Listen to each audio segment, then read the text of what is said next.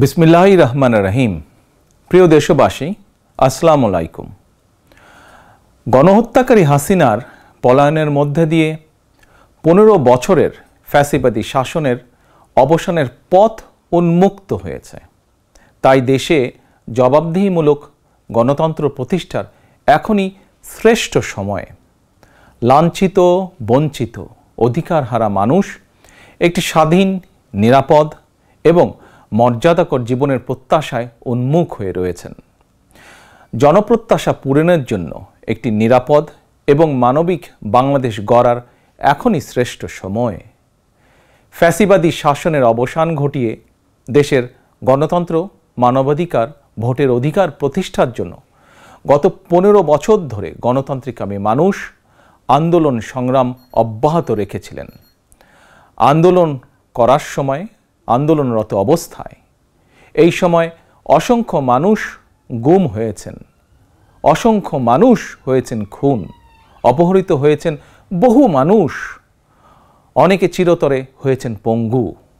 আন্দোলন সংগ্রামের ধারাবাহিকতায় শেষ পর্যন্ত ছাত্র জনতার ঐতিহাসিক গণ অভ্যুত্থানে গণহত্যাকারী হাসিনা দেশ ছেড়ে পালিয়ে যেতে বাধ্য হয়েছে।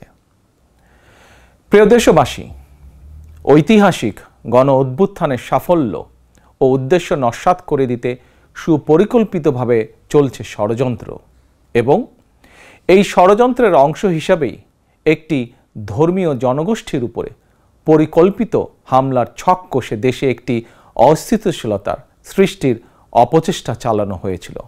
তবে হাসিনা পতন আন্দোলনের পক্ষের শক্তি এবং অন্তর্বর্তী সরকারের সময়োচিত পদক্ষেপের কারণে বিতাড়িত অপশক্তির পরিস্থিতির অবনতি ঘটাতে ব্যর্থ হয়েছে।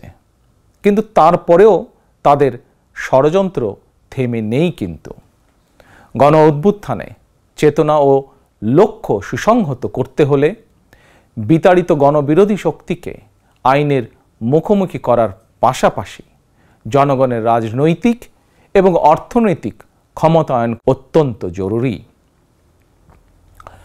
জনগণের রাজনৈতিক ক্ষমতায়নের প্রধান হাতিয়ার হচ্ছে প্রতিটি নাগরিকের ভোট প্রয়োগের অধিকারকে নিশ্চিত করা যে কোনো মূল্যে।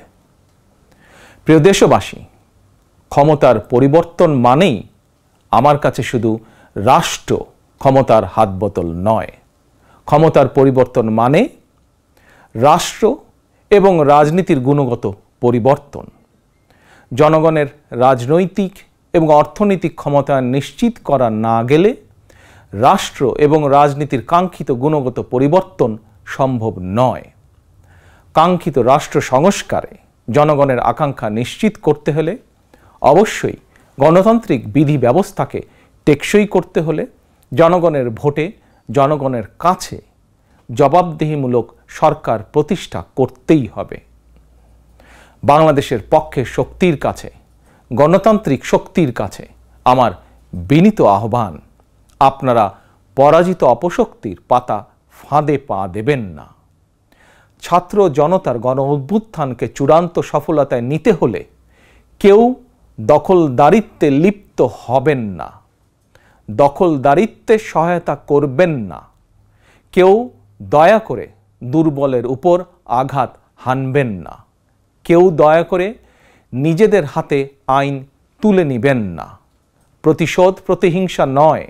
আসুন কার্যকর রাষ্ট্র সংস্কার নিশ্চিত করতে তারুণ্যের কাঙ্ক্ষিত একটি বৈষম্যহীন গণতান্ত্রিক রাষ্ট্র নির্মাণ করতে আমরা প্রত্যেকেই যিনি যার অবস্থান থেকে আরও দায়িত্বশীলতার পরিচয় দেই।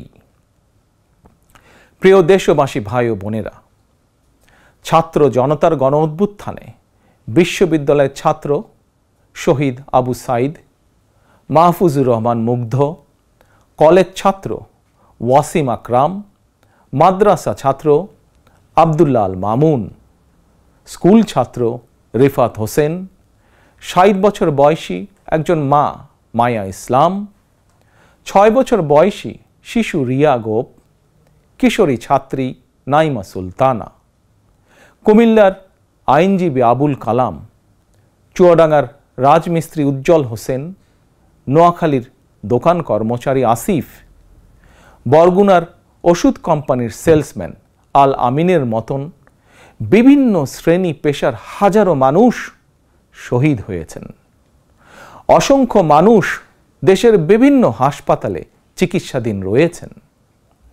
পাবনার গাড়ি চালক আরাফাত হোসেন, মিরপুরে গুলিবিদ্ধ 22 বছর বয়সী মুস্তাকিম, দোকান কর্মচারী আতিকুল, অষ্টম শ্রেণীর শিক্ষার্থী তামিমের মতন অনেকের, বহু মানুষের হাত কিংবা পা কেটে ফেলতে হয়েছে। শত শত মানুষ দৃষ্টিশক্তি হারিয়ে ফেলেছেন, অন্ধ হয়ে গিয়েছেন চিরতরে, পঙ্গু হয়েছেন শত শত মানুষ চিরতরে। অসংখ্য প্রাণের বিনিময় 5ই আগস্ট অর্জিত স্বাধীনতায় গণতান্ত্রিকামী মানুষ আরও একবার স্বাধীনতার স্বাদ উপভোগ করলেও হাসিনা পতন আন্দোলনে যেসব পরিবার তাদের সন্তান স্বজনকে হারিয়েছেন কিংবা আহতদের চিকিৎসা করাতে গিয়ে যেসব পরিবারে অসহনীয় দুর্দশা নেমে এসেছে, সেসব বীর সন্তানদের ঘরে মুক্তির স্বাদের সেই ছোঁয়া এখনো লাগেনি। প্রিয় দেশবাসী, গণ অভ্যুত্থানে যারা হতাহত হয়েছেন তাদের তালিকা তৈরি করে প্রয়োজনীয় সহায়তার লক্ষ্যে অন্তর্বর্তীকালীন সরকার ইতিমধ্যেই নানা উদ্যোগ গ্রহণ করেছেন। এটি অবশ্যই একটি ইতিবাচক পদক্ষেপ। তবে গণ অভ্যুত্থানে যারা হতাহত হয়েছেন তাদের পরিবারের সদস্যদেরকে রাষ্ট্রীয় আয়োজনে সম্বর্ধনা দেওয়া হলে, রাষ্ট্রীয়ভাবে সম্মান জানালে কিছু সময়ের জন্য হলেও হতাহতদের পরিবারগুলো হয়তো একটু মানসিক সান্ত্বনা পাবেন। এ ধরনের উদ্যোগ গণ অভ্যুত্থানে চেতনাকে আরও শানিত করবে বলে আমার বিশ্বাস। একই সঙ্গে প্রতি বছর 5ই আগস্টকে রাষ্ট্রীয় উদ্যোগে জাতীয় জীবনে একটি বিশেষ দিবস হিসাবে পালন করার বিষয়টিও বিবেচনা করা দরকার বলে সমাজের বিভিন্ন শ্রেণী পেশার মানুষ বিশ্বাস করেন। আমি এ প্রসঙ্গে আরও একটি বিষয় সরকারের দৃষ্টি আকর্ষণ করতে চাই। 2018 সালেও সারা দেশে কোটা সংস্কার আন্দোলন হয়েছিল। সেই সময়েও আন্দোলনকারীরা রাষ্ট্রীয় প্রতারণার শিকার হয়েছিলেন। গণহত্যাকারী হাসিনা আন্দোলনকারীদেরকে সেই সময়েও নির্মমভাবে দমন করতে চেয়েছিল, দমন করেছিল। এমনকি খুনি হাসিনা সেই সময়ে আহতদেরকে চিকিৎসার সুযোগ পর্যন্ত দেয়নি। সুতরাং দেরিতে হলেও 2018 সালের হতাহত কোটা সংস্কার আন্দোলনকারীদের বর্তমানে রাষ্ট্র কিভাবে সহায়তা করতে পারে সেটিও বিবেচনায় নেওয়া দরকার বলে আমি মনে করি। আমি বিশ্বাস করি তারুণ্যের শক্তি, তারুণ্যের আকাঙ্ক্ষাকে উপেক্ষা করে কখনোই একটি রাষ্ট্র ও সরকার অভীষ্ট লক্ষ্যে পৌঁছতে পারে না। প্রিয় দেশবাসী, এবার আমি বিশেষ করে প্রিন্ট এবং ইলেকট্রনিক মিডিয়ার সংশ্লিষ্টদের দৃষ্টি আকর্ষণ করে দুটি কথা বলতে চাই। গণহত্যাকারী হাসিনা সারা দেশের সংবাদপত্রের স্বাধীনতা কেড়ে নিয়েছিল। সংবাদপত্রের স্বাধীনতা হরণকারী হাসিনা পালিয়েছে জনগণের অভ্যুত্থানে। জনগণের প্রত্যাশা, আপনারা আপনাদের যার যার সংবাদপত্রে নির্ভয়ে এই শব্দটি লিখবেন, হাসিনা পালিয়েছে। হাসিনা পালিয়েছে শব্দটির পরিবর্তে কোনো গণমাধ্যম যদি ভিন্ন শব্দ প্রয়োগের অপকৌশল নেন, সেটি জনগণের কাছে আপনাদের বিবেকের স্বাধীনতাকেই প্রশ্নবিদ্ধ করবে। আপনাদের প্রতি আমার বিনীত আহ্বান, গত 15 বছরে যেই সকল পরিবারের মানুষগুলো গুম, খুন, অপহরণের শিকার হয়েছেন, ছাত্র জনতার বিপ্লবে হাজারো মানুষ যারা শহীদ হয়েছেন, আহত হয়েছেন, তাদের এবং তাদের পরিবারের দুঃখ দুর্দশার কথাগুলো আপনারা আপনাদের সংবাদ মাধ্যমে তুলে ধরবেন। সাগররুনি হত্যা মামলার তদন্ত এক যুগেও কেন শেষ হলো না, সেই প্রশ্ন আপনারা আপনাদের মাধ্যমে তুলে ধরবেন। জনগণ আপনাদের কাছ থেকে আয়নাঘর নিয়ে অনুসন্ধানী রিপোর্ট দেখতে চায়। হাসিনা দেশটাকে লুটেরা রাষ্ট্রে পরিণত করেছিল। জনগণ দুর্নীতির সেই সব চিত্র প্রতিদিন আপনাদের সংবাদপত্রে গণমাধ্যমগুলোতে দেখতে চায়। গণহত্যাকারী খনি হাসিনা প্রতিবার কিভাবে জনগণের ভোটকে ডাকাতি করে নিয়ে গিয়েছিল, গণমাধ্যমে প্রতিদিন সেই সব চিত্র তুলে ধরে বিশেষ অনুষ্ঠান প্রচারের আহ্বান জানাই আপনাদেরকে। গণমাধ্যমে হাসিনার অপকর্ম ফ্রেমবন্দি থাকলে ভবিষ্যতে আর কেউ হাসিনার মতন ভোট ডাকাতি, গণহত্যায় লিপ্ত হতে সাহস করবে না, যা বাংলাদেশের ভবিষ্যৎ গণতন্ত্রের ভিতকে মজবুত করবে এবং ক্ষমতাসীনদেরকে স্বৈরাচারী আচরণ থেকে বিরত থাকতেও বাধ্য করবে।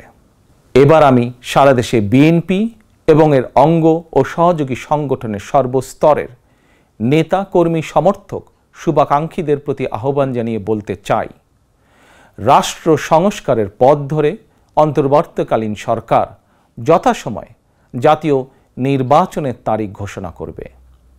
সেই নির্বাচনে জনগণের রায় পেতে জনগণের মন জয় করুন। জনগণের বিশ্বাস, আস্থা এবং ভালোবাসা অর্জন করুন।